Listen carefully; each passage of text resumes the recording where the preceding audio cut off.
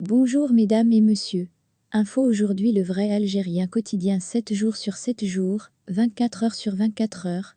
Voir les titres. Merci.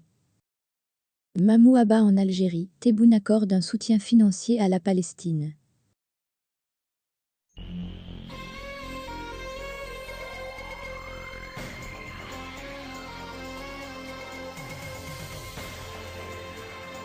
Attendu ce lundi à Alger, la venue de Mahmou Abba est survenue dans un contexte des relations tendues entre des pays du Maghreb, Maroc-Algérie, ainsi que la relégation de la brûlante question palestinienne, au second plan dans l'agenda au niveau international. En effet, la redistribution des cartes de la géopolitique régionale s'impose avec le rapprochement stratégique entre le Maroc et Israël qui est perçu comme un coup de poignard dans le dos des Palestiniens. Ainsi, le mariage entre l'entité sioniste et le royaume chérifien aura suscité de vives polémiques. Il faut par ailleurs rappeler que cette visite d'État, sur invitation du président Abdelmadjid Tebboune, avait été annoncée en amont par le ministre palestinien des Affaires étrangères, Riyad al-Maliki, qui a également indiqué qu'Alger veut s'entretenir des préparatifs du prochain sommet de la Ligue arabe, qui aura lieu à Alger fin mars 2022. La question palestinienne sera le point central de l'ordre du jour du sommet d'Alger. Ils veulent aussi connaître les attentes de la Palestine lors de ces préparatifs, ajoute le ministre palestinien. Pour rappel, le ministre des Affaires étrangères et de la communauté nationale à l'étranger, Ramtan Lamamra, avait annoncé la visite depuis plusieurs mois. Nous recevrons le président palestinien Mahmou Abba avant la fin de l'année pour confirmer une opposition historique en faveur de la cause palestinienne, avait-il dit.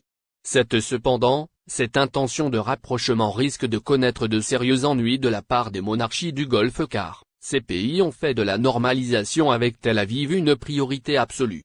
En effet, d'autres pays tels que les Émirats arabes unis, le Bahreïn, le Soudan et le Maroc ont normalisé, ces 2 dernières années, leurs relations avec Israël sous la houlette des États-Unis. Une fronde qui fait, sans doute, les affaires de l'État hébreu qui ne cache plus son animosité envers Alger.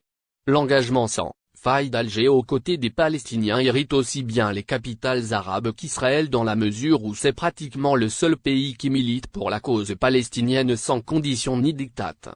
Ce qui la distingue d'autres pays comme l'a affirmé l'ambassadeur de l'État de Palestine en Algérie, Amin Makboul. Ce dernier avait aussi rappelé le discours du président algérien dans lequel il a affirmé que l'Algérie ne participera pas à la normalisation avec l'entité sioniste et que la cause palestinienne demeure sacrée. Amin Makboul a également indiqué que l'Algérie, vu son poids arabe, islamique, africain et international, est plus habilitée que les autres à réaliser l'unification arabe et diriger un axe diplomatique en vue de défendre le peuple palestinien. L'autre axe, qualifié d'important lors de cette visite est la mise en place d'une stratégie commune entre l'Algérie et la Palestine afin de réussir à empêcher Israël à adhérer à l'Union africaine, UA, en tant qu'observateur lors du sommet africain prévu au mois de février 2022. Rappelons qu'en novembre dernier, Ramtan Lamamra avait condamné la campagne menée par Rabat en faveur de l'octroi à Israël du statut d'observateur à l'UA. Tous les pays arabes et africains membres de la Ligue arabe et de l'UA, de la Mauritanie jusqu'à l'Égypte, ont été contre l'octroi du statut d'observateur à Israël à l'exception du Royaume du Maroc qui a mené campagne en faveur de ce statut, avait déploré le ministre algérien des Affaires. OLP doit alors retirer au roi du Maroc la présidence du comité ALCO, ont réagi des sources proches du dossier marocain à Alger, suite à la dénonciation par l'organisation palestinienne de la normalisation entre le Maroc et Israël.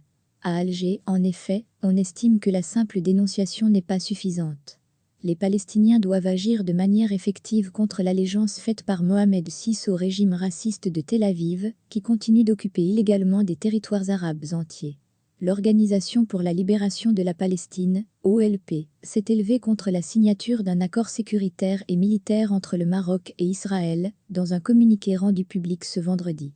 Nous aurions souhaité que le Maroc, qui préside le comité ELCO, ne fasse pas ce pas dangereux, dans le contexte des mesures racistes que l'État occupant prend à l'encontre du peuple palestinien, de son refus de se soumettre à tous les accords de paix et de son refus des négociations de paix et d'une solution à deux États, a, en effet, regretté le comité exécutif de l'OL qui a également dénoncé la politique du fait accompli en poursuivant la colonisation, l'expulsion des Palestiniens de leurs terres, l'annexion progressive de territoires palestiniens et l'atteinte à l'arabité et l'islamité d'ELCO et de sa sainte mosquée.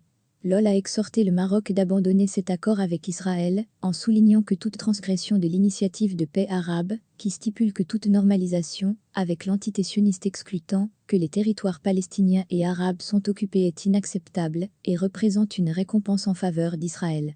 Le communiqué de l'organisation palestinienne a précédé une visite d'État que le président palestinien, Mahmoud Abbas, effectue en Algérie où il devra discuter avec son homologue, Abdelmadjid Tebboune, de l'évolution de la situation dans la région, à la lumière du pacte scellé par le Maroc avec l'État hébreu. Un pacte perçu par l'Algérie comme une sérieuse menace sur sa sécurité et son intégrité territoriale. L'attitude palestinienne demeure ambiguë. Ce n'est pas un hasard si, en Algérie, des voix s'élèvent pour exiger une position stricte à l'égard des pays arabes, qui simulent une adhésion totale à la cause pour la cause palestinienne, mais qui, dans les faits, prouvent chaque jour un peu plus leur soumission aux puissances occidentales, qui imposent un rapprochement avec le régime de Tel Aviv, sans que l'autorité palestinienne et le Hamas ne fassent preuve de fermeté. Il en est ainsi du discours ambivalent des dirigeants islamistes à Gaza, qui se sont rendus au Maroc au lendemain même de l'annonce par l'ancien président américain Donald Trump de la normalisation entre Rabat et Tel Aviv, donnant ainsi l'impression de cautionner cette alliance contre nature. Si Mahmoud Abbas a été invité à Alger sur fond de manœuvres géopolitiques malsaines, ce n'est certainement pas pour lui faire écouter les clichés rhétoriques.